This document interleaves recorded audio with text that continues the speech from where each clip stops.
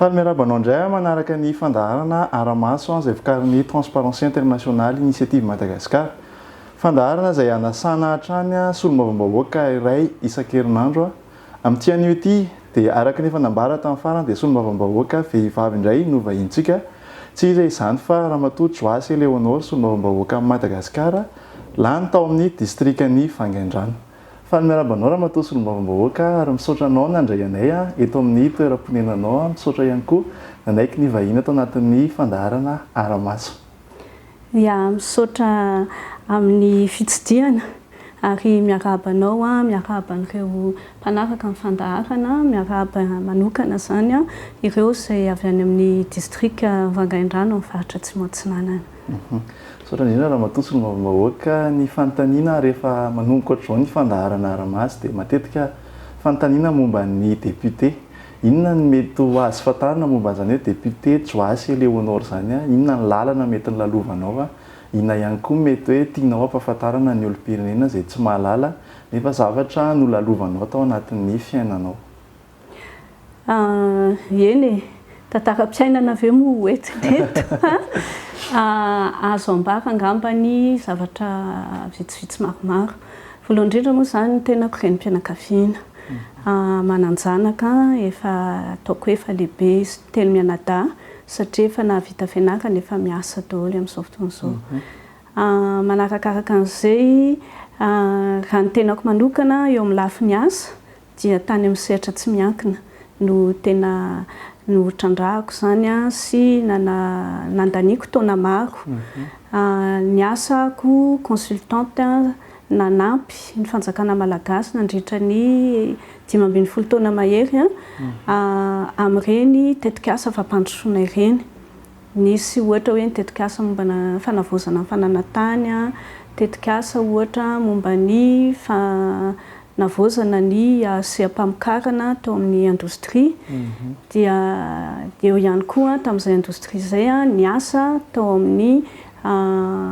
fikambana ny orinasa tsy miankina sy afakaba. Etsen-dano zany taty aoriana rehefa nisy izay fiara-miasa tamin'ny sehatry ny fampandrosoana izay dia tafiditra tsikelikely teo amin'ny sehatry ny politika. Taona 2014 minisitry ny tanora sy ny fialamboly. Dia taty aoriana koa tamin'ny taona 2014 ministry ny mponina sy ny fiainana sosialy ary ny fampivarana vehivavy dia tamin'ny 2014 izany hoe talohan'izao fitondrana ankehitriny izao anisan'ny mpikambana amin'ny gouvernemanta nanomana ny fifidianana niaraka tamin'ny prime ministre Christian ny andraikitra ny ministera ny kolotsaina sy ny asa tanana ary ny vakoka. Izay angambany ao amin'ny lafin'ny politika dia ny roso ihany moa zany lanindalina kokoa ary dia nisedra fifidianana tamin'ny 2014 ary misaotra an'Andriamanitra, misaotra ihany koa ireo mpifidy fa dia lasa solombavambahoakan'i Madagasikara voafidy tao amin'ny Distrikan Vangaindrano tenako ankehitriny dia misehatra zany ataonivo ny antenimieram-pirenena. Ao anatin'ny fanatanteranao ny asa sy ny andraikitra Ramatoa solombavambahoaka mety ohatry ny ahoana ny mety endrika tamberina andraikitra ataonao rehefa manao tatitra eny anivon'ny fotony eny ianao dia ohatry ny ahoana ny mety ho endrika izay rehefa tsy eto Antananarivo zany? Rehefa tsy eto Antananarivo ahoana kosa ny vahoakan'ny Antananarivo ka vahoakan'i Madagasikara. Ny tenako dia solombavambahoakan'i Madagasikara fa voafidy tany Vangaindrano. Izany hoe n'aiza n'aiza eto Madagasikara dia ataoko hoe misolo-tena sy misolo-vava ny vahoaka malagasy raha misy ilana an'izay. Amin'ny maha-solombavambahoakan'ny tena moa zany dia mididro ny andraikitra. Misy ny andraikitra izay fanirahan'ny vahoaka makaty amin'ny fitondrana foibe izay manapa-kevitra ka mila ampahafantarina ny zava-misy any fotony. Dia misy indray rehefa aty amin'ny foibe zany dia misy ny asa maha-solombavambahoaka, fandaniana lalàna sy ny ohatr'izay na fitakiana ihany koa ho an'ny tombontsoan'ny vahoaka dia mila tanterina makany. Dia amin'izay lafiny anankiroa izay zany mazava ho azy fa tena miezaka ny tena. Ny asan'ny solombavambahoaka moa zany raha ny fotoam-pivoriana dia misy indroa fotoam-pivoriana ara-potoana any amin'ny volana mai, jona, jolay dia octobre, novembre, décembre. Dia rehefa tapitra izay dia mety hisy ihany fivoriana tsy ara-potoana fa ny ankoatr'izay angambany dia matetika any fotony manakaiky an'ilay vahoaka mpifidy ny solombavambahoaka. Ka amin'izay fotoan'izay zany dia mazava ho azy fa tsy maintsy ampahafantarina hoe inona ny zavatra natao nandritra an'ireny fotoam-pivoriana ireny.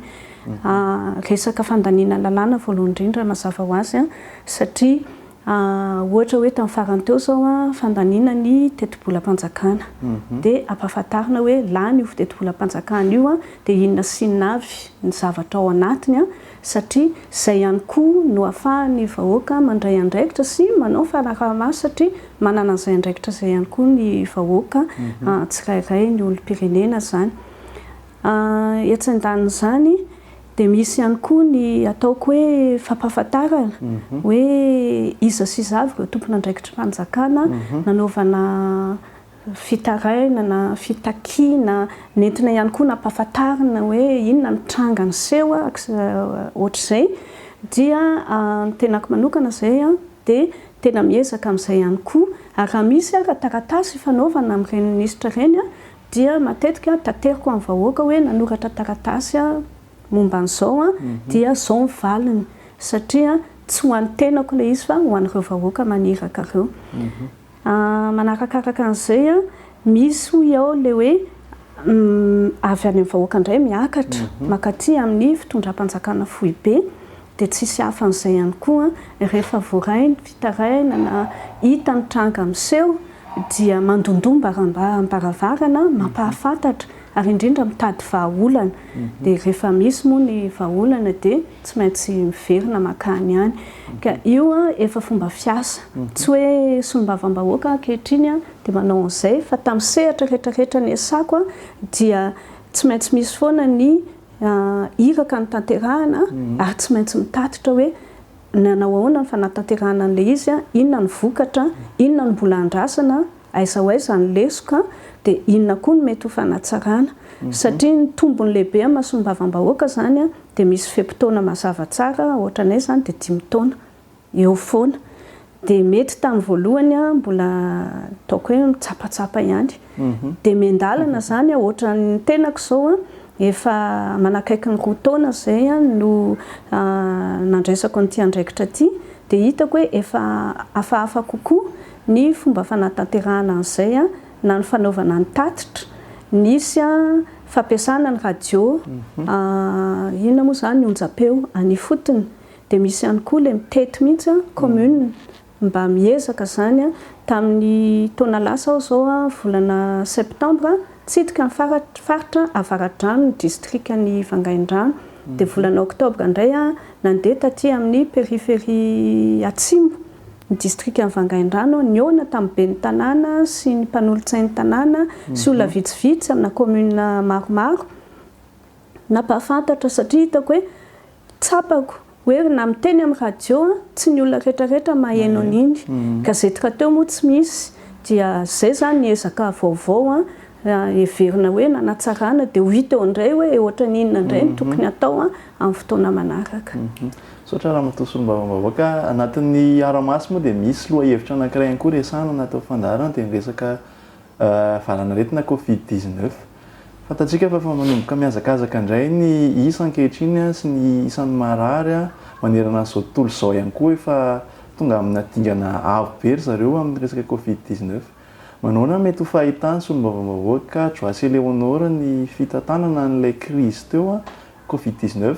mba ahafahantsika hoe misoroka mba tsy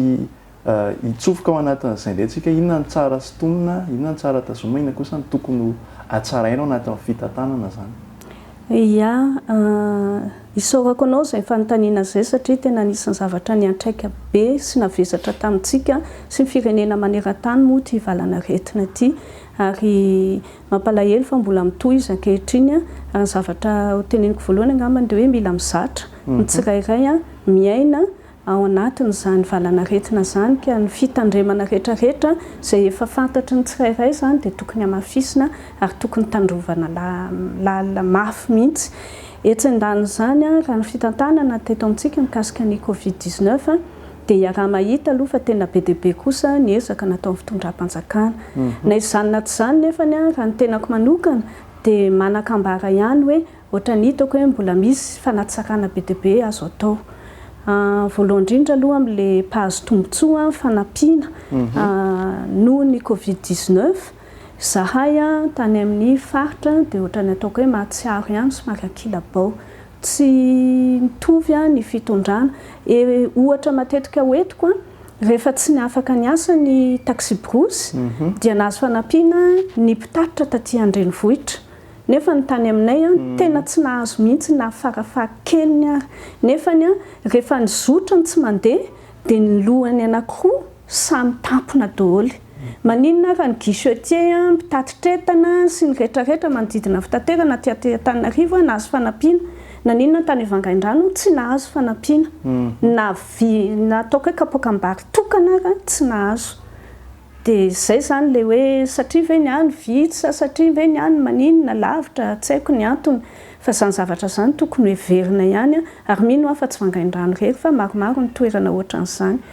Ohatr'izay ihany koa ny amin'ireny karazana sokajin'olona sahirana ireny dia ataoko hoe na dia tsy mitovy ary ny fiantraikan'ilay aretina amin'ny ataoko hoe ara-pahasalamana, amin'ny lafiny ara-toekarena ilay izy tsy mifanalavitra. Ka izay ny ataoko hoe tokony jerevana ilay fifampitsinjovana amin'izay lafiny iray. Etsy andan'izany nisy ny serasera maro dia maro tao anatin'ny fahamehana ara-pahasalamana. Tsy nianatra ny ankizy dia nisy an'ireny fandaharana hoe sekoly tamin'ny TVM hainao manjery. Nefa ny any aminay vitsy dia vitsy izany mahita fahita lavitra izany dia tena mipetraka fotsiny izao mpianatra tany aminay tsy nisy zavatra hafa nentina hoe nanoanana anazy ireo rehefa tsy nisy ny azo atao satria maninona tsy misy satria arabola tsy mahatakatra fahita lavitra satria tsy herinaratra satria na nionja hitondrana ilay izy raha tsisy izany resaka rehetrarehetra izany dia ohatrany hoe mahatsapa ihany hoe tsy dia tena mitovy tantana izany ny tsy fanakianana izany fa filazana zava-misy ary hoentina ihany koa isintomana ny saina ireo mpanapa-kevitra mba ahafahany manana fijery hitondrana vahaolana. Dia ny lafiny anankiray koa ao amin'ilay serasera mihitsy ohatrany hoe fiainana an-drenivohitra ny tena hitondrana an'ilay izy fa tsy tena fandraika loatra amin'ilay hoe fiainana any ambanivohitra hoe esoriny akanjo atao ohatran'izao nefa ny olona akanjo tokana na akanjo roa fotsiny ananany dia be dia be ihany izany ilay toromarika tsy dia tena fanandrify loatra amin'ilay tena zavatra iaina ny vahoaka malagasy. Anjaranay solombavambahoaka moa ny mampaneno lakolosy manaitra sy mampahafantatra an'ireny zavatra ireny satria izay ny ahafahan'ny fitondram-panjakana izay manana finiavana tena hoe hitondra vahaolana ho an'ny vahoaka malagasy ka raha tsy ampahafantarina anazy ny zava-misy dia tsy handeha any amin'ny tokony ho izy ny fandehany ataoko hoe fanarenana. Ka izay izany no hitondrana izay atsidika izay toe-javatra izay mba antenaina hoe rehefa raha mbola mitohy izao valanaretina izao dia hiatsara sy fanandrify kokoa amin'ny filàny vahoaka malagasy ny vahaolana hoentin'ny fitondram-panjakana. Fa ny tena hirariana moa izany dia mazava ho azy fa mba hijanona ny valanaretina dia samy salama daholo isika satria famokarana sy ny fampandrosoana ny tena zava-dehibe ezaka tokony himasoan'ny malagasy rehetrarehetra. Anisan'ny aretina izay mbola hiadivana mafy ihany koa eto Madagasikara ny resaka kolikoly. Inona mety heverina ny Dramatoa solombavambahoaka hoe sosikevitra mahomby entina miady amin'izany kolikoly izany eto Madagasikara? Ia, kolikoly aloha dia tena arety mandoza iray lehibe dia lehibe satria tena manimba ny ezaka rehetrarehetra eo amin'ny sehatra ny fampandrosoana. Fa ny zavatra iray fiheverako azy aloha voalohany indrindra io tsisy hoe fagagana. Ary tsy ao anatin'ny indray mpimaso dia hijanona ny kolikoly fa tena ny fotony mihitsy ny tena ilaina ny famahana ny olana. Ka tsy maintsy isy ny ataoko hoe paika teknika hoe misy ohatra hoe fandraisana fitoriana, misy ohatra hoe hoentina amin'ny fitsarana sy ny ohatran'izay tsy maintsy misy izay ary miafarany amin'ny fanafaizana sy ny karazany tsika moa efa manana ihany ny fendalana mikasika an'izay fa eo ihany koa aty amin'ny fitaizana sy fanabeazana mihitsy ny tokony amboarina mihitsy ny toe-tsainy vahoaka malagasy tena hiala amin'ny kolokolo satria izay mivoalazanao reny fanolanana reny fanabeazana ane no tena fanafody tena ataoko hoe mahomby amin'ireny aty amin'ilay fomba fiainana sy le faneraserana ao anivon'ny fiarahamonina zany tokony tena volena ary tokony tena hoe folahana mihitsy ny toe-tsaintsika malagasy hiala amin'izay kolokolo izay fa na izany na tsy izany tiako apetraka ihany koa hoe misy koa amin'ilay kolotsainantsika malagasy izay iverina hoe kolokolo ve nefany fombantsika mihitsy le makasitraka hoe enao nanampy anah ao amin'ny andraikitra misy ianao dia mankasitraka amin'izay fomba afahako mankasitraka raha mpamboly mangazo dia mety anaterako mangazo kely ianao hoe iny re satria tena nanampy be anah ianao kolokolo ve zay zavatra tokony jerevana ihany koa satria indraindray le izy zany ohatra ny tsy hitantsony ny elanelana hoe aiza ho aiza le kolikoly aiza ho aiza le fakasitrahana dia misy moa minimana fangaro raha teo koa hoe zany ka tsy nanao kolikoly fa zao dia zay rehetrarehetra zay zany any amin'ilay fanabeazana ihany tena vahaolana matanjaka fa na izany na tsy izany dia tena ilaina kosa aloha ny fandraisana andraikitra ilaina ihany koa ny serasera ilaina ihany koa ny ataoko hoe fampahafantarana hoe inona le lalàna inona le fepetra ohatrany ahoana sy ohatrany ahoana ary indrindrandrindra zavatra iray lehibe koa le fisokafany sampandrakam-panjakana manakaiky kokoa ny vahoaka satria indraindray na zavatra tsy tokony isy kolikoly fa le fatahorana miditra birao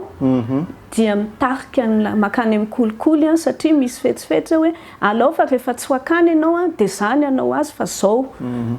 zay koa ne dia fa endrika mahatonga an'ilay kolikoly ka le manakaiky vahoaka le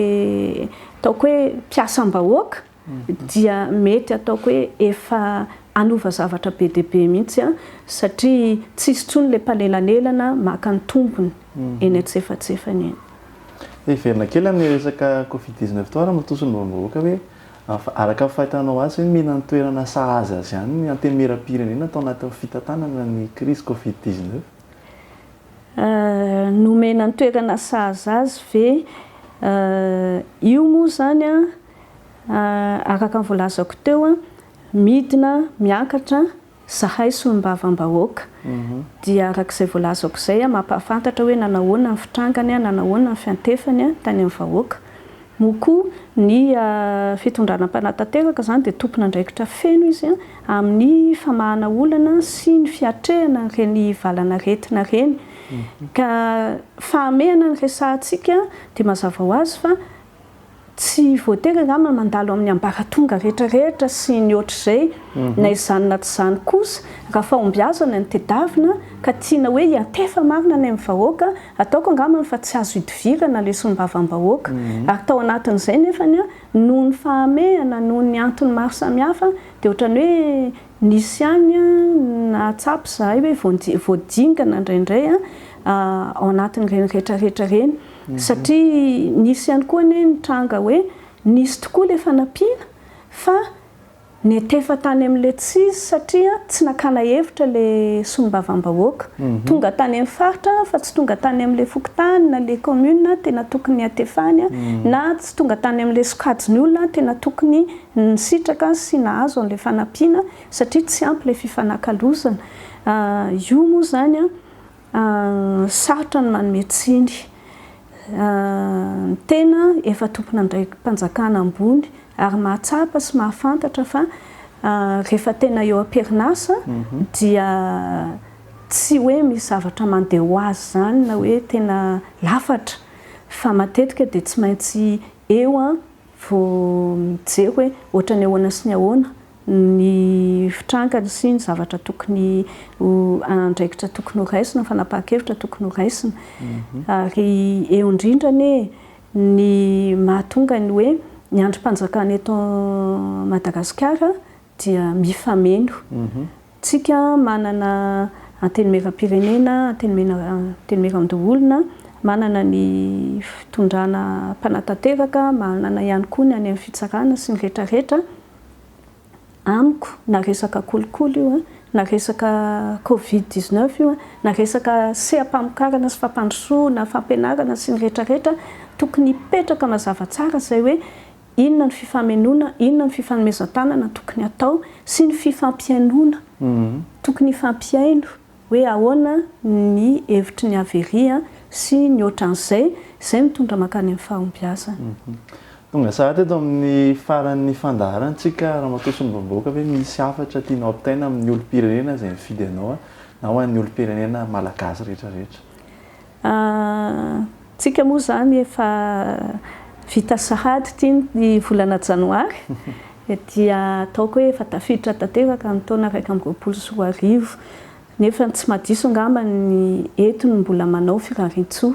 amin'ny vahoaka malagasy rehetrarehetra tsy akanavaka, satria tody ny 2024 izay nangidy tamin'ny maro tamintsika sy tamin'ny firenena mihitsy teo amin'ny lafiny maro. Miditra ty tsika taona vaovao, betsaka ny fanantenana, betsaka ny ezaka tokony atao, ka raha ny hafatra aloha ny amiko manokana dia izay efa voalazako teo izay, aoka tsika ifampiaino, aoka tsika ifanometanana, aoka tsika hanana risim-po sy samy handray izay andraikitra tandrify azy, satria samy manana ny tokony ataony ny tsirairay, olo-pirenena, tanora, tompona andraikitra ambony sy izay rehetrarehetra manana fitiavana n'ity firenentsika ity, dia tsy tokony hevitra hoe any amin'ny sasany ny andraikitra fa samy manao ny tandrify isika. Mila tsika ny firenena ary indrindrandrindra ihany koa raha samy mipetraka amin'ny toerana sy andraikitra nametrahana azy ny tsirairay, dia izay no manome ataoko hoe riska amin'ny firenena iray manontolo, ka samy tsy hijery ny hafa intsony fa samy tena hoe raisiko ny andraikitra, tanterahako ny tandrify ary hifanampy tsika rehetrarehetra ilain'ny firenena izay zavatra izay, dia mba atsipoko amin'ny mpanaraka ny fandaharana izay akasitrahako raha teo koa nanaraka an'izay fabelaraka-hevitra izay hatramin'izao fotoana izao, dia enganyeka fahombiazana, fanambinana ary indrindrandrindra moa fahasalamana ny tandrifantsika tsirairay avy. Saorana sy ankasitrahana fenanao Ramatoa solombavambahoaka Johasy Eleonore tao anatin'izay faneho-kevitra tao anatin'ny fandaharana ARAMASO izay, saorana ihany koa ianao nanaiky ny vahiny tao anatin'ny fandaharana ary nandray anay moa zany eto amin'ny toeram-ponenanao, dia mankasitraka sy mirary soa indrindra tompoko. Ianao nanaraka ny fandaharana ihany koa dia isaorana sy ankasitrahana nanaraka an'izany hatramin'ny farany ary manome fotoananao indray amin'ny alatsinainy heriny an'io toy izao. Veloma tompoko.